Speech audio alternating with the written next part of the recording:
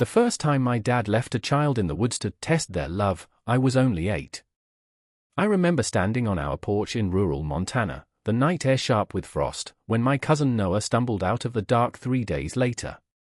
His lips were blue, his fingernails cracked and bleeding, his voice barely a whisper as he said he found his way home.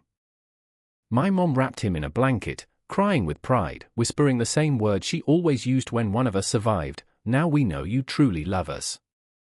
That phrase, those exact words, still echo in my skull.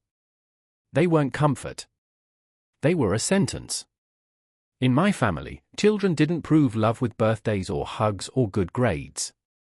They proved it by surviving abandonment. No warning, no supplies, no explanations. One day you'd go to bed in your own room and wake up in a field, or a boarded-up basement, or the middle of the forest with nothing but your instincts. And if you made it home, you were family. If you called for help, especially the cops, you were nothing. Your photo was burned. Your name was erased. That was the rule. That was the tradition.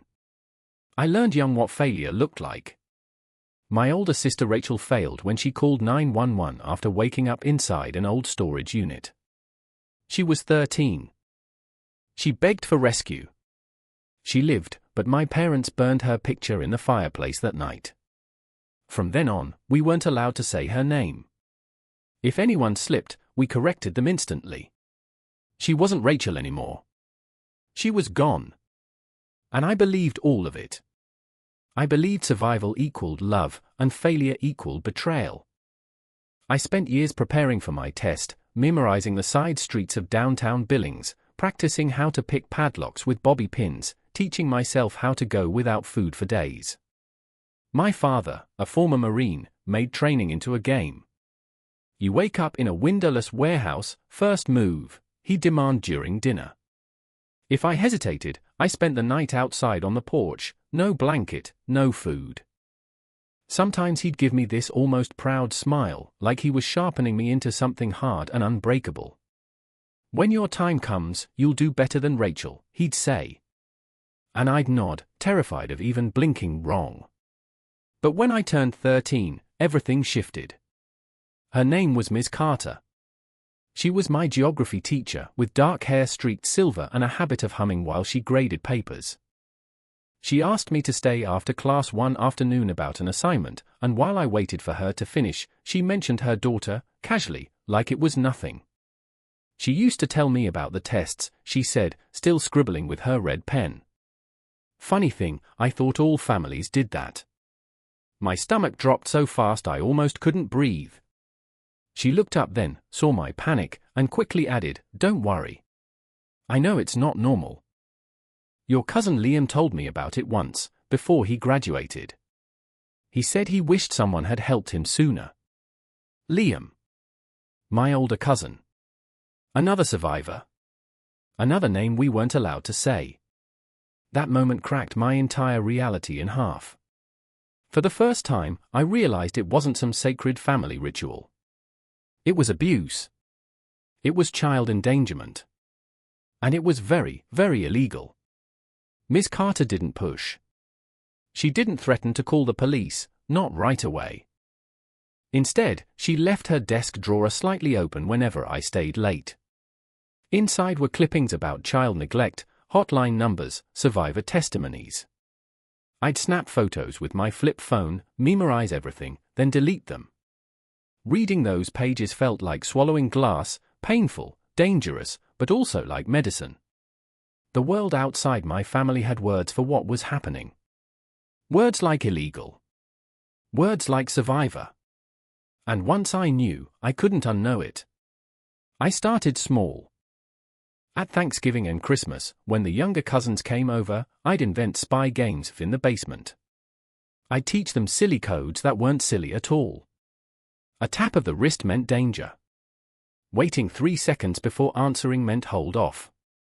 My cousin Emily, 6 years old then, with blonde curls and boundless energy, thought it was just pretend. She thought she was a secret agent. She didn't realize I was preparing her for the nightmare I knew was coming. When I turned 14, my test came. I woke up in the trunk of a moving car, wrists zip-tied, mouth taped shut. My father's voice echoed in my head, classic level 1. I knew the playbook. I strained against the ties until they snapped, kicked out the taillight, waved my hand through the opening until a driver spotted me. When the police pulled the car over, an officer knelt down and asked if I was safe, if someone had hurt me. For one split second, I almost told him everything. But then I saw my father's pickup pull up behind them. His calm smile. His lips silently mouthing a single word, Rachel. So I lied. I said I'd locked myself in the trunk on accident. I apologized for wasting their time. And on the drive home, my father's knuckles turned white on the steering wheel. You did good, he finally said. But you hesitated. Next time will be harder. And he kept his promise. Over the next 3 years, the tests escalated, snowstorms, gang neighborhoods, even being dumped in a psych ward where I had to convince staff I wasn't actually a patient. Each time, I made it home. Each time, I hated myself more for not calling for help. But when Emily turned 8, everything changed. Because that night, during Christmas dinner, my uncle raised his glass and announced with pride that Emily's first test would begin after dessert. And I knew, with a cold certainty, that if I didn't intervene, Emily would either die, or be swallowed whole by the same sickness that had consumed all of us. But that wasn't the worst of it. Not even close. I don't remember much of Christmas dessert that night, just the sound of forks scraping plates while my uncle clinked his glass and announced Emily's initiation. She actually smiled when he said it. 8 years old, with frosting on her chin and a sparkle in her eyes, she thought she was finally being included in the family's secret tradition. I sat frozen, my stomach churning with dread, watching her swing her little legs under the table like she was about to unwrap presents instead of be drugged and dumped in the freezing woods. I knew I couldn't stop it outright, not with 20 relatives in the house, not with my father watching me like a hawk. But maybe I could bend the rules. When nobody was paying attention, I slipped Emily my old phone under the table. I had already prepared a video, 20 minutes of testimony I'd recorded over the years, photos of scars, clippings about children who never made it back, my own whispered accounts of being left to die. When you wake up somewhere scary, I whispered into her ear while pretending to hug her goodnight. You call 911. Say these words exactly, my family abandoned me here against my will. I'm 8 years old. Please help me.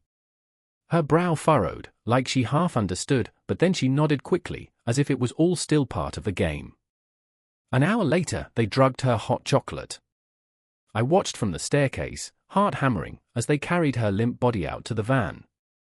Every instinct screamed at me to run, to throw myself in front of the headlights, to scream bloody murder until the neighbors came. But I forced myself to stay put.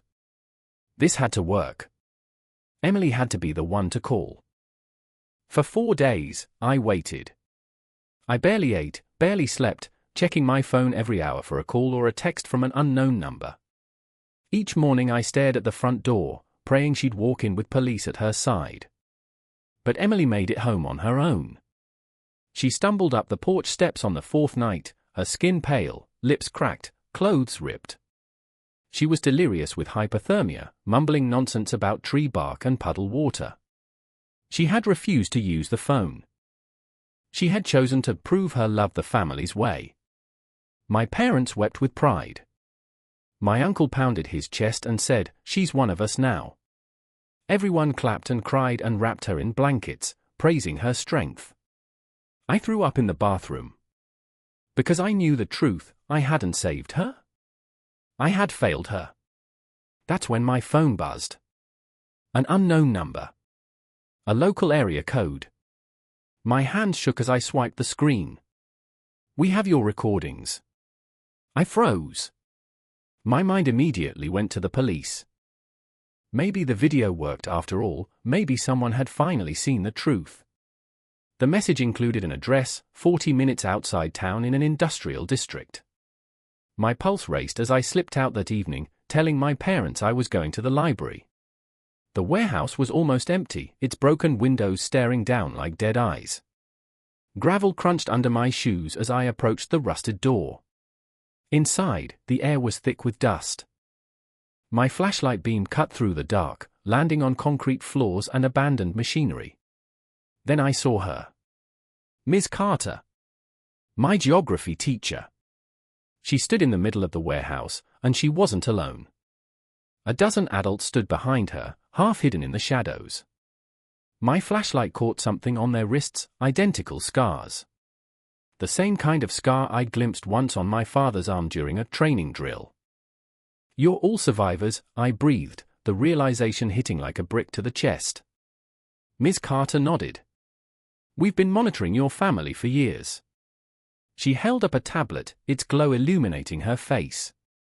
Security footage played across the screen, Emily being carried into the ER, her tiny body limp in the nurse's arms.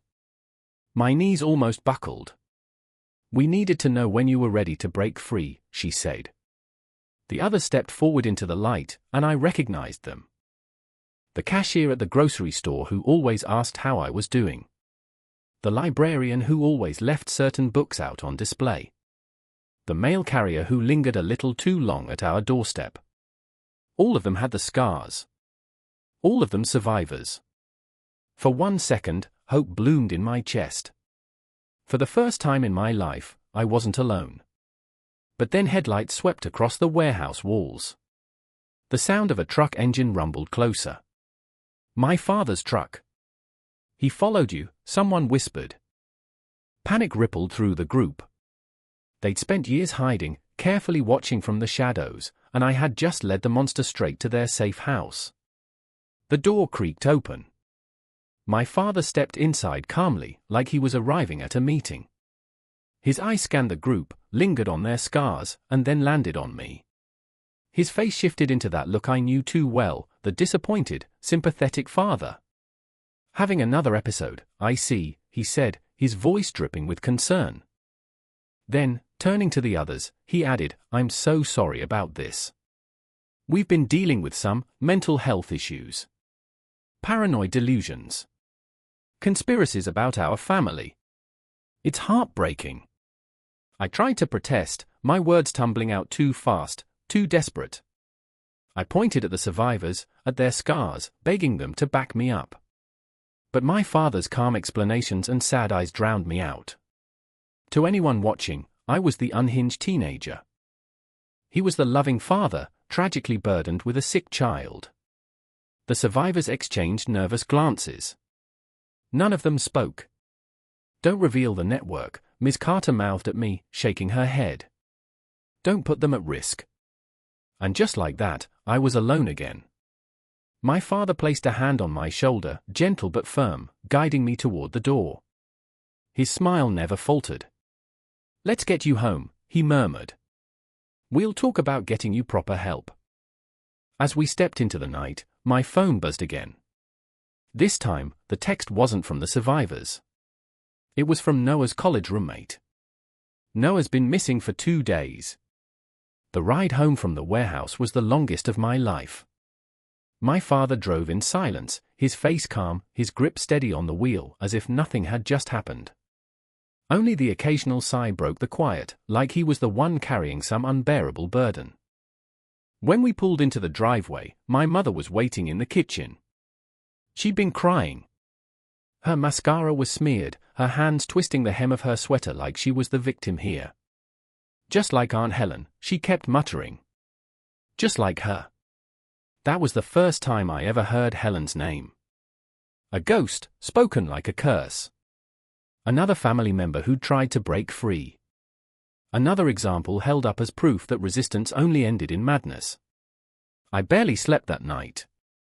Every time I shut my eyes, I saw Emily stumbling through the snow, lips cracked and bleeding. I saw Noah's name flash across my phone, missing, gone. I saw the survivors' scars, and the way they'd gone silent the second my father walked in. The next morning, my reality collapsed even further.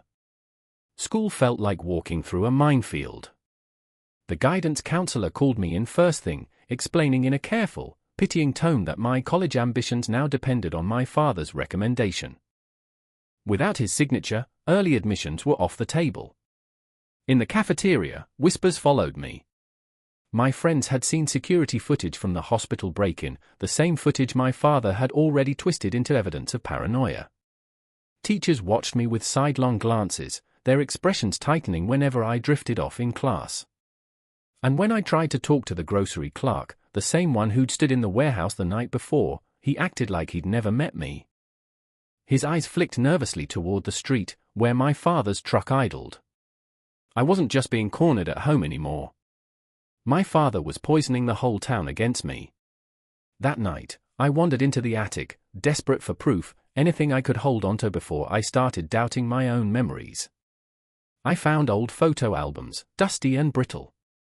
At first, they looked normal: birthdays, holidays, picnics at the lake. But then I noticed something strange. There was a girl in the photos. Younger than Rachel, older than me. She appeared in shot after shot, fishing with Grandpa, blowing out candles, holding a baby cousin.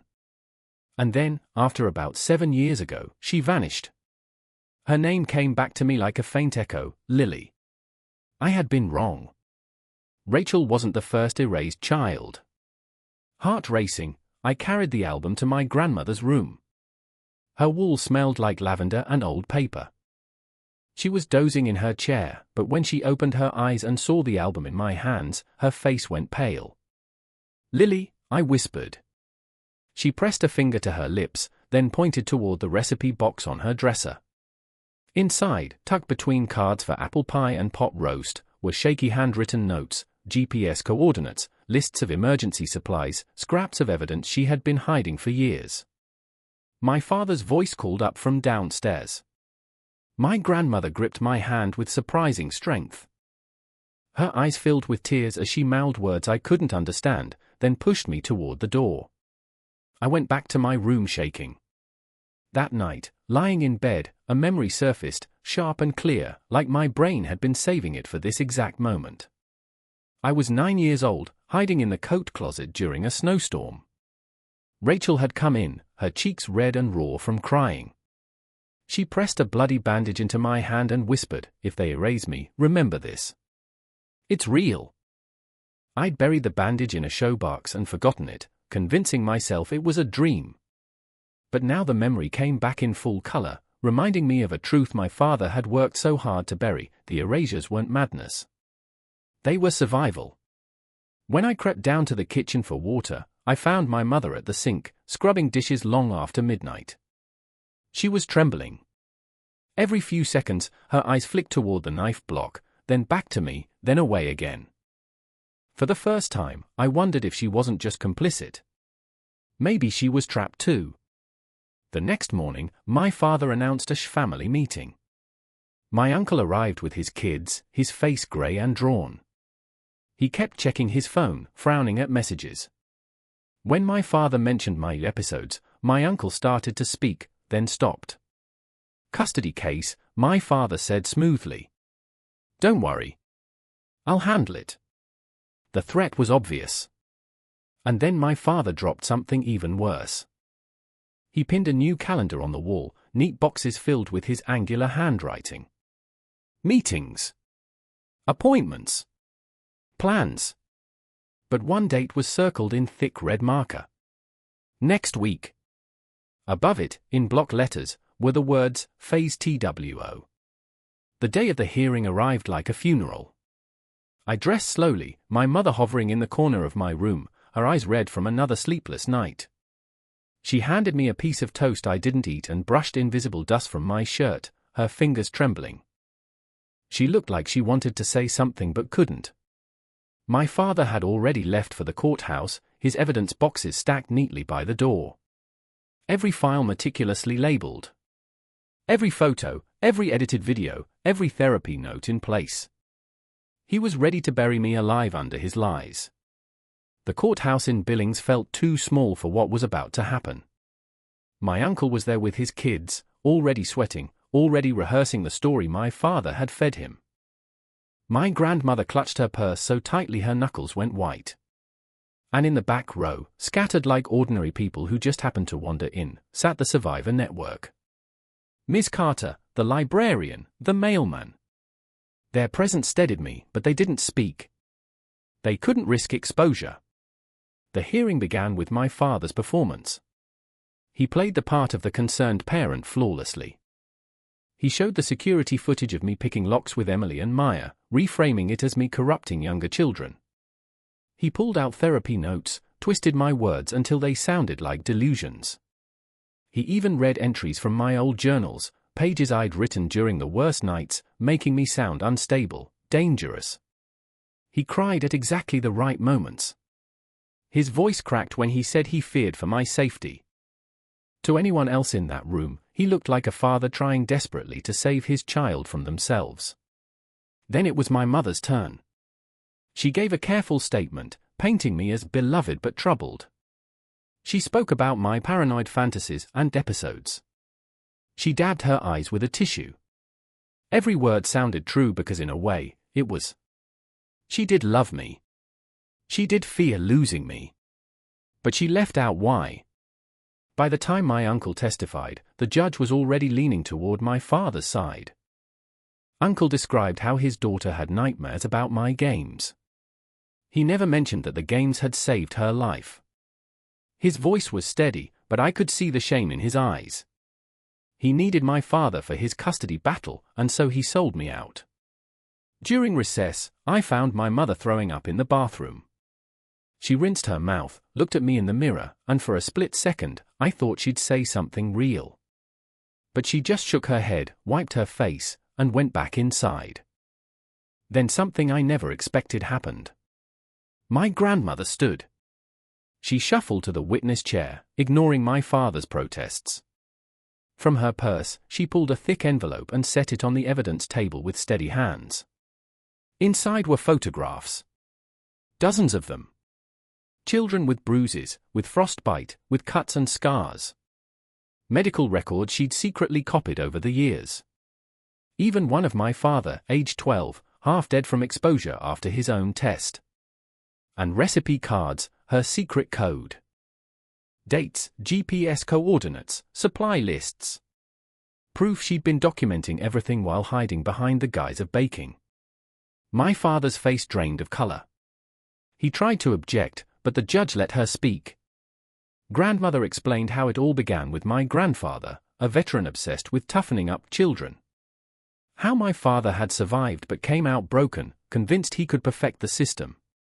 How each generation thought they were improving the tradition, while only making it worse.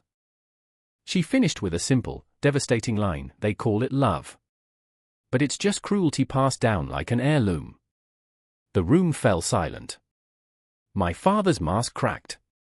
He turned on her in the hallway, voice sharp, calling her a traitor, a liar. She only patted his cheek like he was a little boy and walked away. When proceedings resumed, my mother did something I never saw coming. She walked to the evidence table and set down a USB drive. Her hand shook as she slid it toward the prosecutor. Then she sat down without looking at my father. The screen lit up with video files. Not the Nest cameras my father controlled, but tiny hidden cameras my mother had planted years ago, in air vents, picture frames, corners of the study. The footage destroyed him. There he was, zip-tying Noah's wrists for his first test, his hands trembling. There he was, breaking down afterward, sobbing in his study, whispering about his own father and swearing he'd make it better this time. More videos showed the planning, the purchases, the paranoia. Audio of him describing the tradition to his veteran support group, framing it as a hypothetical. Them begging him to get help. Him refusing. And then, the most damning evidence of all. Footage from a trail camera. It showed his truck pulling up to the woods. Him carrying Emily's unconscious body into the snow. The 4 days she wandered alone, eating bark, drinking from puddles. Her small figure growing weaker with each passing night. Everyone in the courtroom watched her almost die on screen. My father cried, real tears this time. Not the calculated ones from earlier, but raw, broken sobs. He saw what we all saw, an 8-year-old girl choosing death over disappointing her family. The judge slammed his gavel. Enough. Child Protective Services was called immediately. Emergency custody orders were issued on the spot. Every minor child in our extended family was removed for their safety. My father didn't resist when deputies cuffed him. He looked almost relieved, like the weight of generations had finally been torn from his shoulders. And just like that, the cycle cracked open. But it wasn't over. Not yet. Because while they led him away, I caught sight of the calendar page still tucked in his evidence box. The red circle over next week. 2 words scrawled in thick ink. Phase 2. The courtroom emptied out in chaos. Social workers herded children into vans. Deputies led my father away, his head bowed, tears streaking his face. My mother sat frozen in her chair, her hand still trembling from handing over that USB drive. I should have felt free. I should have felt victorious. But all I felt was hollow. Because even with him in handcuffs, I couldn't stop staring at the words he'd written in thick black ink, Phase TWO. The days that followed blurred together. I was placed in emergency foster care, though at 17 I was practically aged out. My uncle lost custody of his kids. My mother wasn't arrested, but she was ordered into counseling and community service, recognized as both an accomplice and a victim. And then, something I never thought I'd see, faces from the past, no longer ghosts. Helen. Rachel.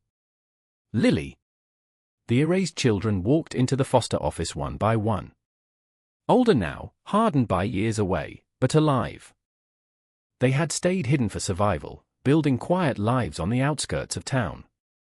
When my grandmother called that morning, they came back to claim us. I moved in with Helen, who had a small apartment and a job as a paralegal. Rachel lived nearby, working as a counselor for trauma survivors. Lily was finishing nursing school. They had prepared for this day in silence, waiting for the cycle to finally crack open. Together, we began piecing a family out of broken shards. Noah was found a week later, dehydrated, frostbitten, but alive. He admitted he'd gone into the wilderness to finish the test he thought he hadn't passed. The hospital treated him, and for the first time, no one called his suffering strength. They called it abuse. Emily struggled the most. Even after everything, she still whispered that she had failed the test by accepting medical treatment. She clung to the idea that her suffering was proof of love. It took months of therapy before she could laugh again without apologizing. Maya, the youngest, went to live with a great-aunt who had cut ties with the family years ago. She still had nightmares, but she was learning that love didn't mean fear. The court sentenced my father to 5 years in prison, with mandatory therapy for PTSD. He pled guilty, not out of shame but almost with relief, as if the walls he'd built around himself had finally collapsed. He sent letters we didn't open. My mother stayed in Billings, starting over quietly. Sometimes I saw her at the grocery store, her face pale, her cart filled with single meals. She never approached me, but once I caught her slipping a recipe card into my bag at checkout. On it were 3 words, "I'm so sorry." 2 years later, we started a new ritual. Every Sunday, we gathered at the park. Emily on the swings, Maya chasing after her, Rachel and Lily's kids laughing nearby. We sat on the grass, me, Helen, Rachel, Lily, watching the children grow without fear. We weren't a traditional family.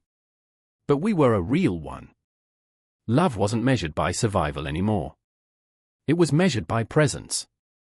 By safety. By choice. The Survivor Network still met in that warehouse once a month, no longer hiding but rebuilding. They called themselves The Circle now, a group dedicated to watching for the signs we'd all once missed. MS.